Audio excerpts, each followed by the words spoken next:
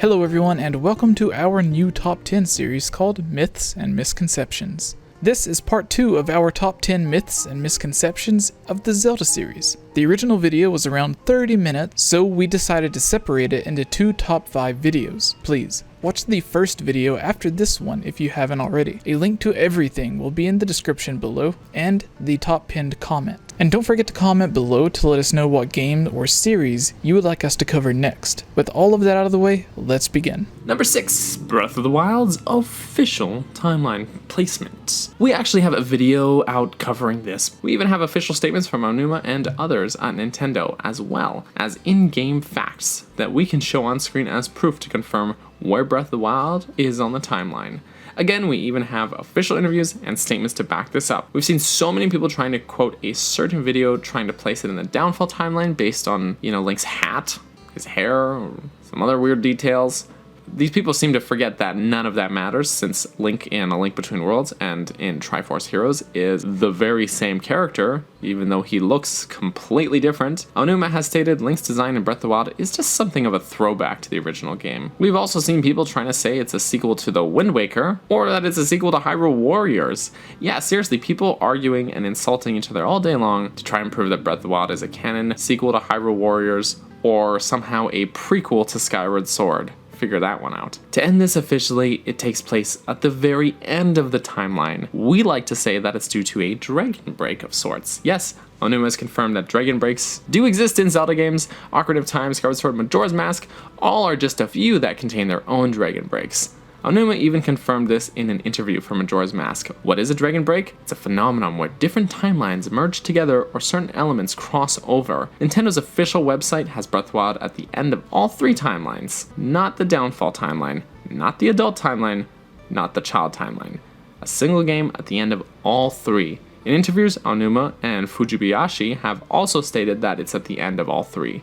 So before we move on, if you'd like to know how this is all possible and see more facts, please check out our video explaining all of that in depth. I've also got a video on my own channel. Here's a little shameless plug there. I've got a video on my own channel covering the very same topic, so go check that out if you haven't. Manga and comics are canon. We cannot begin to explain how many times we have seen comments or a post from someone on our videos or talking to someone else on Twitter or a forum and using the manga or comics as if they were 100% canon to the games. Which honestly is completely fine. It only becomes a problem when it's the specific case that we're talking about, where it's someone being told they're wrong or they're stupid, they're an idiot, or being made fun of by someone who couldn't be more clueless. It's just embarrassing to see someone call themselves a true fan, telling someone else they aren't a real fan because Majora's origins were already explained in the manga, so their theory can't be true.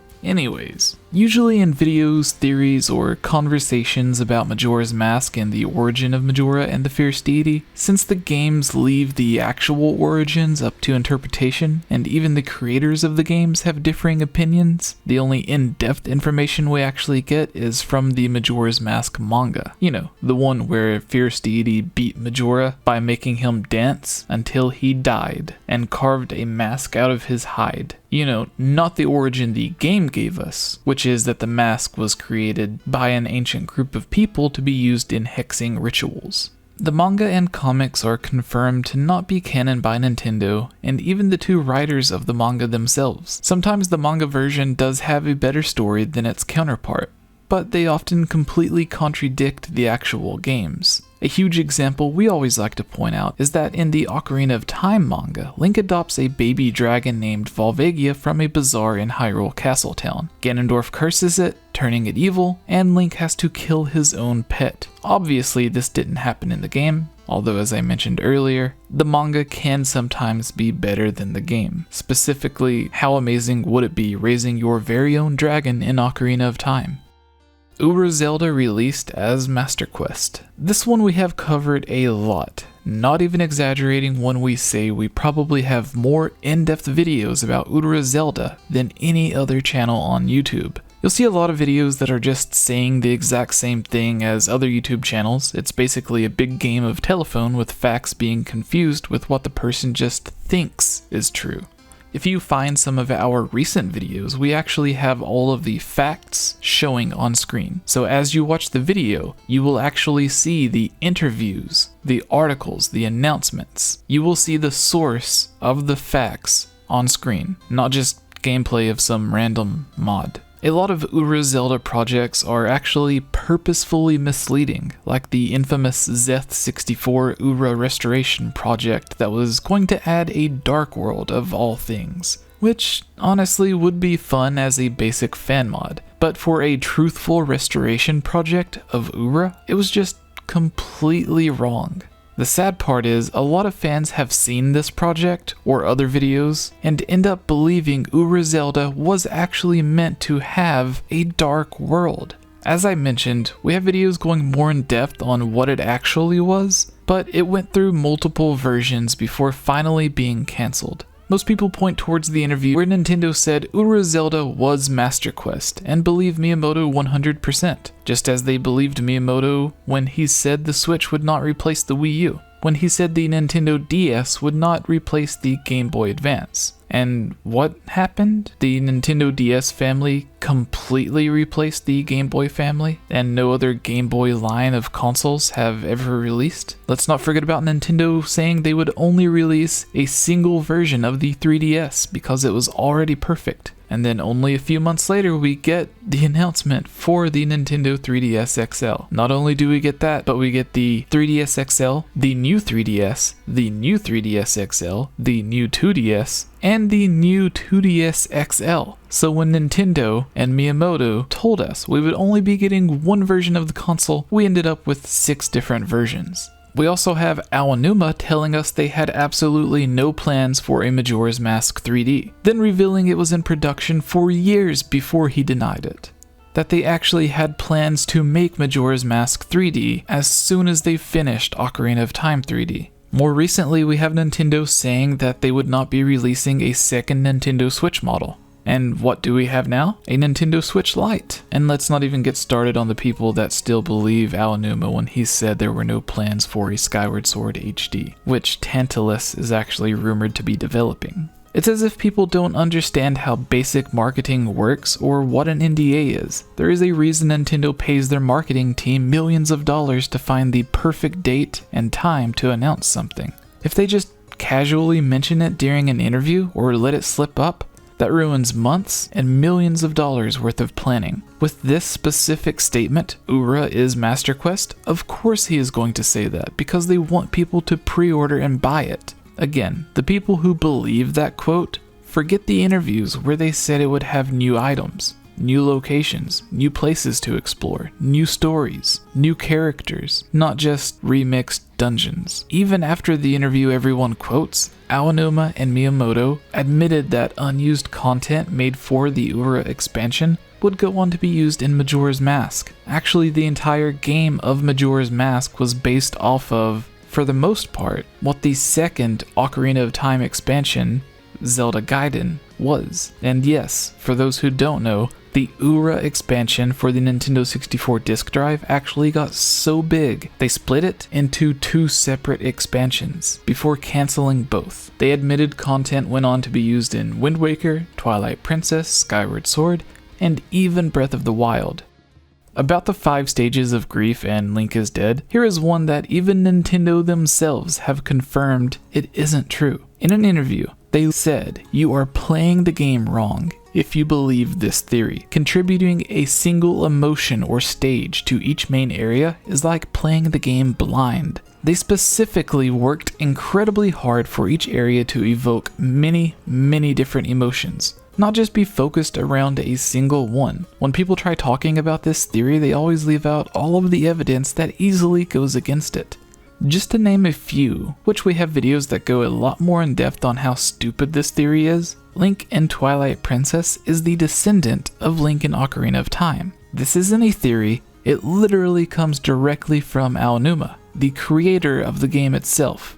And for those who don't want to take his word for it, the game itself also tells you this. If Link supposedly dies in Majora's Mask or before the events of Majora's Mask, the Twilight Princess Link would just not exist. Nintendo even began making a third Hero of Time game that continues the events of Link from Ocarina of Time and Majora's Mask as an adult who was back in Hyrule before canceling it to work on a new Zelda game. Another small fact, if we look at Woodfall, let's explore this theory a little bit and why it doesn't hold up, based off of Nintendo's own words. If we look at Woodfall, the swamp area, it is supposedly based on anger. But if we look at the Deku Butler, he's not mad, he is sad, he's depressed for his missing son. The monkey, he's terrified, he's scared.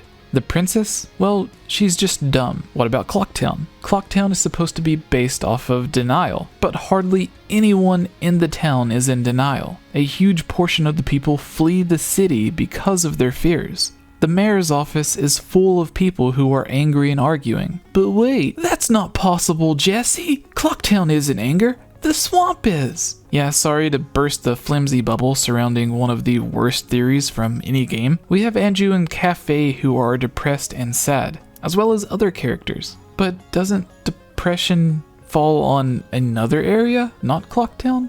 How are there people sad in Clocktown if it's supposed to be denial?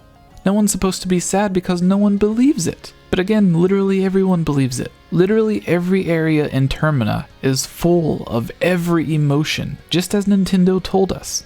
And I agree with them 100%. Looking at every major area and only attributing a single emotion is being naive. And yes, as they said, you are playing the game wrong. The fact that this theory is a branch off of the Link is dead theory, or is usually linked to it, which obviously is also wrong, means that people that believe this theory despite all of the proof are just desperate. And again, it's kind of embarrassing.